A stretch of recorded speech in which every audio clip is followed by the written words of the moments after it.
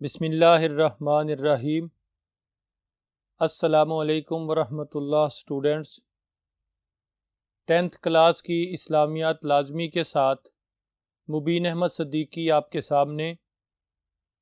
آج سے ہم 10th کلاس کا تیسرا حصہ موضوعاتی مطالعہ پڑھنے جا رہے ہیں۔ آئیے اس کو پڑھنے کے لیے بورڈ پر چلتے ہیں۔ اسٹوڈنٹس، ہمارا جو موضوعاتی مطالعہ کا حصہ ہے جو 10th کلاس کا شروع ہوتا ہے وہ ہمارا ٹاپک ہے طہارت اور جسمانی صفائی۔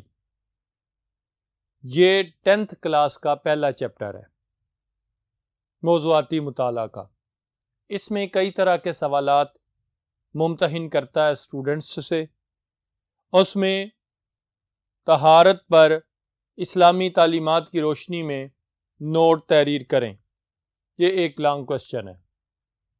اس کے آنسر کے لیے ہم بورڈ پر دیکھتے ہیں طہارت کا مفہوم کیا ہے۔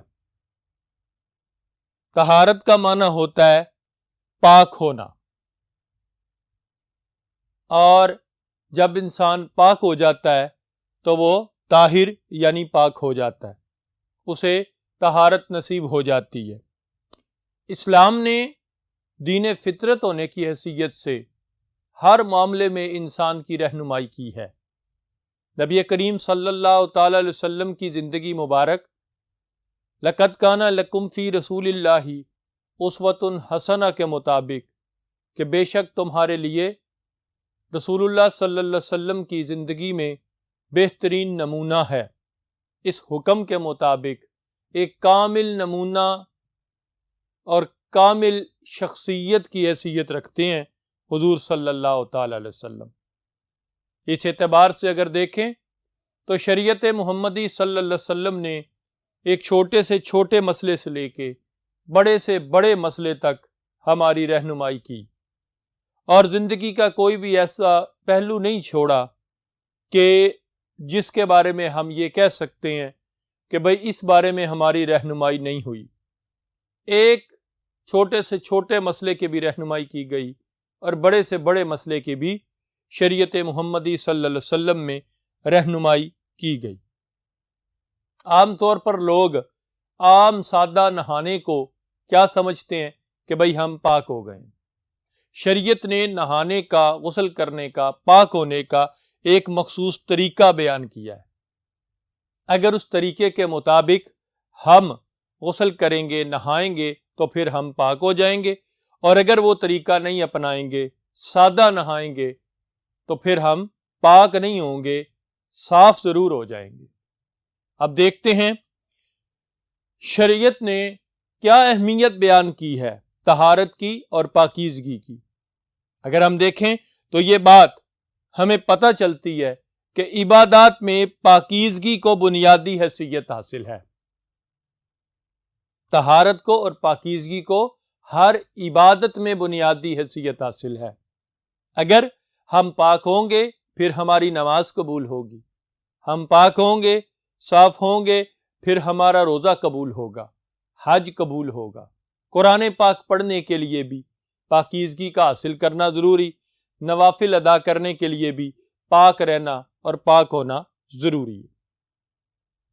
آئیے قرآن پاک میں کئی مقامات پر طہارت اور پاکیزگی کے بارے میں بیان کیا گیا۔ اللہ تعالیٰ نے ارشاد فرمایا وَثِيَابَكَ فَطَهِّرْ، یہ اللہ کریم کا ارشاد ہے۔ معنی کیا ہے؟ محبوب صلی اللہ علیہ وسلم اپنے کپڑوں کو پاک رکھیں۔ اس سے آگے آیت ہے اور ناپاکی سے دور رہیں۔ اپنے کپڑوں کو پاک رکھیے اور ناپاکی سے دور رہیے۔ مراد ہے کہ انسان چونکہ مسلمان ہے، مسلمان ہونے کی حیثیت سے انسان کو ہر وقت پاک رہنا چاہیے، صاف رہنا چاہیے۔ دوسری آیت مبارکہ میں اللہ تعالیٰ نے ارشاد فرمایا، قرآن پاک میں آتا ہے ان اللہ یحب التوابین ویحب المتطہرین۔ ارشاد فرمایا کہ بے شک اللہ تعالیٰ توبہ کرنے والوں کو اور پاک رہنے والوں کو پسند فرماتا ہے۔ اللہ تعالیٰ توبہ کرنے والوں سے بھی محبت کرتا ہے اور پاک رہنے والوں سے بھی محبت کرتا ہے۔ تو ہمیں قرآن مجید سے یہ بات پتہ چلی کہ اگر انسان پاک رہے گا تو پاکیزگی کی وجہ سے اللہ اس سے محبت کرے گا۔ نبی کریم صلی اللہ علیہ وسلم نے بھی کئی احادیث مبارکہ میں ارشاد فرمایا، پہلی حدیث پاک الطہور شطر الایمان، کہ بے شک پاکیزگی، طہارت ایمان کا حصہ ہے۔ ایک اور حدیث پاک میں نبی کریم صلی اللہ علیہ وسلم فرماتے ہیں کہ پاکیزگی کے بغیر اللہ تعالیٰ نماز قبول نہیں کرتا۔ انسان اگر عبادت کرے تو انسان کی عبادت قبول نہیں ہوتی اگر انسان پاک نہ ہو تو۔ مزید نبی کریم صلی اللہ علیہ وسلم نے ایک اور حدیث پاک میں ارشاد فرمایا، آپ صلی اللہ علیہ وسلم فرماتے ہیں کہ پاکیزگی نصف ایمان ہے، آدھا ایمان ہے۔ تو اس لیے بیٹا انسان کو ہر وقت پاک، صاف اور ستھرا رہنا چاہیے۔ آئیے اب دوسرے بورڈ پر چلتے ہیں۔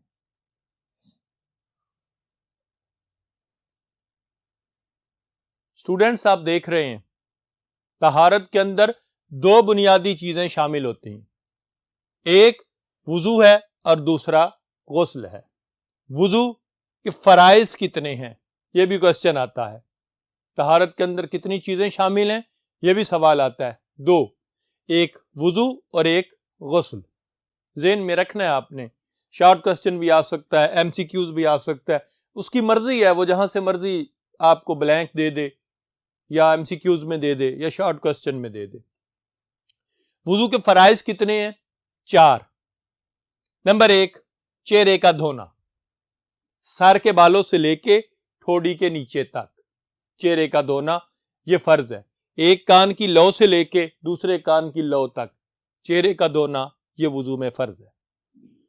نمبر 2، کوہنیوں سمیت دونوں بازو دھونا، یہ بازو ہے، کونیاں شامل ہیں اس میں، یہ کونیوں سمیت دونوں بازو کا دھونا یہ بھی فرض ہے۔ اس کے بعد نمبر 3، سر کا مسح کرنا، سر کے چوتھے حصے کا مسح کرنا یہ بھی فرض ہے۔ اس کے بعد نمبر 4، ٹخنوں سمیت دونوں پاؤں کا دھونا، جن کو عام طور پہ ہم گٹے کہتے ہیں، تو وہ ٹخنوں سمیت وہ شامل ہیں بیچ میں، اگر وہ خشک رہیں گے تو وضو نہیں ہوگا۔ ٹخنوں سمیت، ایڑیوں سمیت دونوں پاؤں کا دھونا، یہ 4 باتیں بیٹا فرض ہیں۔ کس چیز میں؟ وضو میں۔ اگر وضو کے حصے میں سے کوئی جگہ خشک رہ جائے، اس حصے میں سے جو وضو میں دھونا فرض ہیں ان میں سے کوئی جگہ بھی اگر خشک رہ جائے تھوڑی سی بھی تو پھر وضو نہیں ہوتا، یہ ذہن میں رکھنا ہے آپ نے۔ اب وضو کا طریقہ کیا ہے؟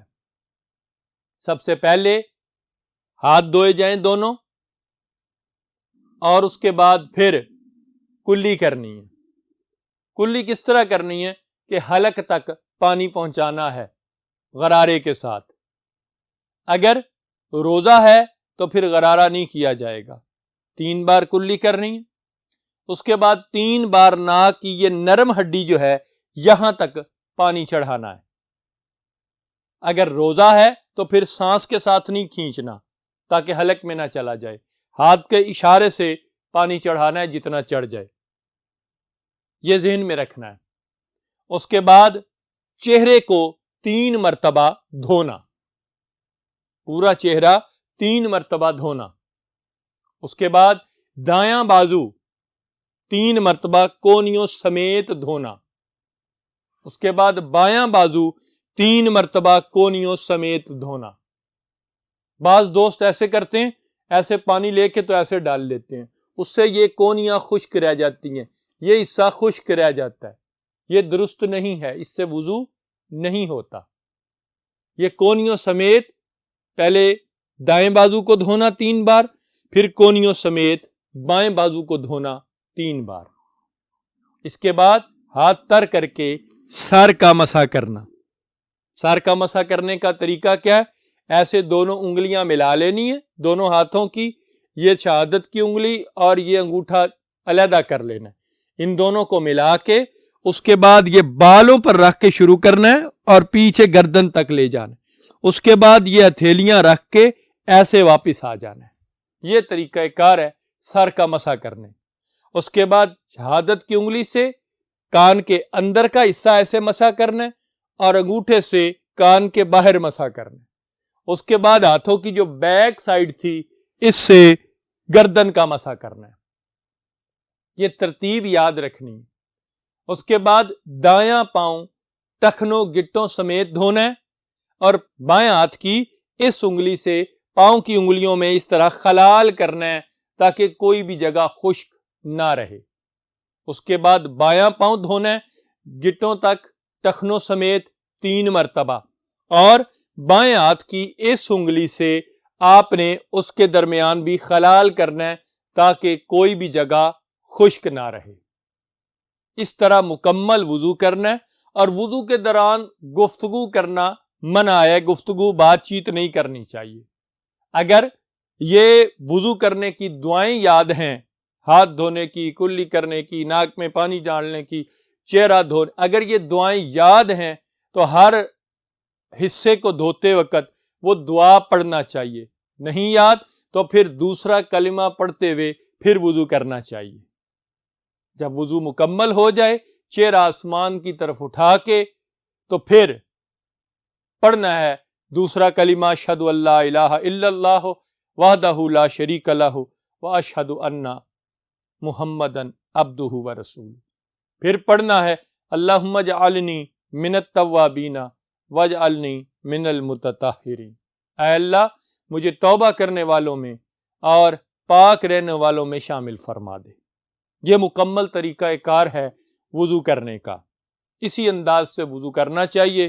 اگر یہ سنت طریقہ ہے وضو کرنے کا، اگر اس انداز سے وضو نہیں کریں گے تو اس بات کو خیال رکھنا ہے کہ وضو نہیں ہوگا، کیونکہ اگر کوئی بھی حصہ جسم کا خشک رہ جائے جو دھونا فرض ہے، ٹھیک ہے، اگر کوئی بھی حصہ خشک رہ جائے تو پھر وضو نہیں ہوتا۔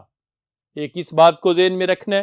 دوسرا یہ کہ یہ 4 چیزیں وضو میں فرض ہیں، باقی چیزیں سنتیں اور مستحب کہلاتی ہیں۔ اس کے بعد باری آتی ہے غسل کا۔ اب غسل کے فرائض کیا ہیں؟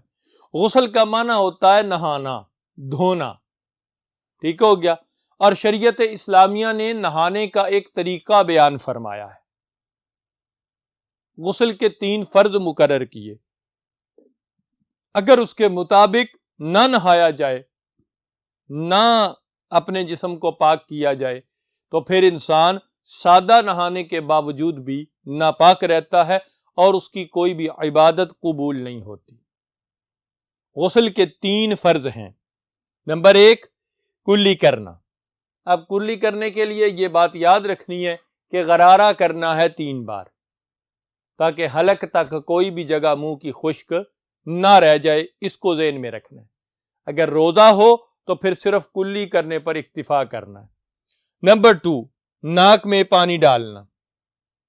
ناک میں پانی چڑھانا ہے یہ نرم ہڈی تک، اور ناک میں کوئی چیز لگی نہ ہو، اسے اتار کے پھر ناک تک یہاں تک پانی چڑھانا ہے، نرم ہڈی تک۔ یا آپ اس طرح کر کے پانی ڈالیں گے، ساتھ میں ہلکا سا سانس لیں گے تو وہ یہاں تک پانی آرام سے پہنچ جائے گا۔ 3 مرتبہ اس طرح ناک میں پانی چڑھانا ہے۔ اس کے بعد تیسرا فرض یہ ہے کہ پورے بدن پر پانی بہانا ہے کہ پورے جسم کا ایک بھی حصہ خشک نہ رہ جائے۔ اگر ایک بھی حصہ خشک رہے گا تو پھر انسان غسل نہیں ہوگا اور وہ ناپاک ہی رہے گا۔ اس لیے پورے بدن پر پانی بہانا ہے 3 مرتبہ۔ 3 مرتبہ پانی بہانا یہ سنت ہے۔ اب کون کون سے غسل ہیں؟ جمعہ کے دن غسل کرنے کو نبی کریم صلی اللہ علیہ وسلم نے مسنون سنت قرار دیا، اپنا طریقہ قرار دیا، اپنی سنت قرار دیا۔ اسی طرح جب انسان نماز عید کے لیے، عید الفطر، عید الاضحیٰ، عیدین کی نماز کے لیے جانے لگے، پھر بھی غسل کرنا یہ بھی سنت ہے، مسنون ہے۔ اسی طرح حج یا عمرہ کے دن کے لیے جب انسان احرام باندھتا ہے تو احرام باندھنے سے پہلے بھی غسل کرنا یہ مسنون ہے، یعنی نبی کریم صلی اللہ علیہ وسلم نے اس کو سنت قرار دیا ہے۔ غسل کا طریقہ کیا ہے کہ پہلے انسان فارغ ہونے کے بعد استنجا کرے اور جسم کے جس جگہ پر انسان کے غلاظت یا ناپاکی موجود ہے اس کو دھوئے، اس کے بعد مکمل وضو کرے جو طریقہ وضو کا بتایا گیا۔ 3 بار غرارے بھی کرنے ہیں، ناک میں پانی بھی چڑھانا ہے، مکمل وضو کرنا ہے۔ وضو کرنے کے بعد آپ نے پورے جسم پر 3 مرتبہ بدن کو مل کے اس پر پانی ڈالنا ہے تاکہ جسم کا کوئی بھی حصہ جو ہے وہ خشک نہ رہے۔ اس انداز سے اگر آپ غسل کریں گے تو پھر آپ پاک ہو جائیں گے۔ یہ شریعت نے طریقہ بتایا ہے غسل کا۔ اسٹوڈنٹس اس بات کو یاد رکھنی ہے کہ ہر چیز کا، ہر عمل کی کوئی نہ کوئی نیت ضرور ہے، اس لیے وضو کی بھی نیت ہے، اسے بھی ذہن میں رکھنا ہے، اور غسل کی بھی نیت ہے، اس کو بھی ذہن میں رکھنا ہے۔ غسل کرتے وقت انسان کو نیت کرنا چاہیے، دل میں ارادہ ہونا چاہیے، اگر زبان سے نہ بھی کہے، کیا کہ پاکیزگی حاصل کرنے کے لیے، ناپاکی دور کرنے کے لیے، اور نماز، روزہ، قرآن کی تلاوت، نوافل اور عبادت کے لیے غسل کرتا ہوں تاکہ میں پاک ہو جاؤں۔ یہ طریقہ کار ہے غسل کی نیت۔ اور وضو کی نیت کیا ہے کہ ناپاکی دور کرنے کے لیے، پاکیزگی حاصل کرنے کے لیے، نماز کے لیے، تلاوت قرآن اور عبادات کے لیے وضو کرتا ہوں تاکہ میں پاک ہو جاؤں۔ یہ دونوں کی نیت ہے، اس کو بھی آپ نے ذہن میں رکھنا ہے۔ جب انسان ناپاک ہو جائے تو پھر اس کے لیے غسل کرنا فرض ہو جاتا ہے، یاد رکھنا ہے۔ اور اگر ناپاک نہیں ہے تو وہ جو صورتیں بتائیں کہ جمعہ کا دن، عیدین کے وقت، اور اس کے ساتھ ساتھ احرام باندھتے وقت، اور حج اور عمرہ کے لیے احرام باندھتے وقت، یہ سب غسل جو ہے یہ مسنون یعنی سنت کہلاتے ہیں۔ آئیے اب تیسرے بورڈ پر چلتے ہیں۔ اسٹوڈنٹس، ہمارا ایک کوشچن یہ بھی ہے کہ طہارت کے کیا فوائد ہیں؟ اگر ہم بورڈ پر دیکھتے ہیں تو ہمارے سامنے طہارت کے فوائد، ان کے ہنٹس لکھے ہوئے ہیں۔ نمبر 1، وضو سے انسان کو ذہنی اور جسمانی سکون حاصل ہوتا ہے، یعنی اگر انسان وضو کرتا ہے تو ذہنی سکون بھی حاصل ہوتا ہے اور جسمانی سکون بھی حاصل ہوتا ہے۔ اب اگر انسان وضو کرنے سے صاف ستھرا رہتا ہے، وضو کرنے سے انسان کی تھکاوٹ کا خاتمہ ہو جاتا ہے، تھکاوٹ اتر جاتی ہے، سستی ختم ہو جاتی ہے۔ غسل کرنے سے، نہانے سے پورا جسم انسان کا صاف ستھرا ہو جاتا ہے۔ غسل کرنے سے بیماریوں سے انسان محفوظ ہو جاتا ہے۔ غسل کرنے سے ظاہری طور پر صفائی اور روحانی طور پر اسے سکون حاصل ہو جاتا ہے۔ ظاہری طور پر جسم صاف ہو جاتا ہے اور روحانی طور پر اسے سکون نصیب ہوتا ہے۔ اب انسان اگر غسل کر لیتا ہے تو پھر وضو کر لیتا ہے تو پھر اس کو کام کرنے میں لطف آتا ہے، مزہ آتا ہے کام کرنے میں، اور اس کے کام کرنے کی صلاحیت جو ہے یہ بڑھ جایا کرتی ہے۔ اگر ہم دیکھتے ہیں وضو کر کے انسان اگر عبادت کرتا ہے، غسل کر کے عبادت کرتا ہے تو پھر عبادت میں اس کو لطف آتا ہے، مزہ آتا ہے۔ اس کے بعد عبادت میں لطف آئے گا، مزہ آئے گا تو وہ عبادت اللہ قبول فرمائے گا۔ کیونکہ ہم نے حدیث پاک ابھی دیکھی تھی، پڑھی تھی کہ نبی کریم صلی اللہ علیہ وسلم فرماتے ہیں کہ بغیر طہارت کے، بغیر پاکیزگی کے عبادت قبول نہیں ہوتی۔ اس لیے بیٹا اس لیکچر کو اچھی طرح ذہن میں رکھیے گا اور غور سے سنیے گا تاکہ امتحانی نقطہ نظر سے کوئی کمی نہ رہے، اور دوسری بات یہ مسائل کو سمجھنے کے لیے بھی، زندگی گزارنے کے لیے بھی آپ کو کوئی پریشانی نہ ہو۔ نیکسٹ لیکچر میں نیکسٹ ٹاپک کے ساتھ پھر حاضر ہوں گے، تب تک کے لیے اللہ حافظ۔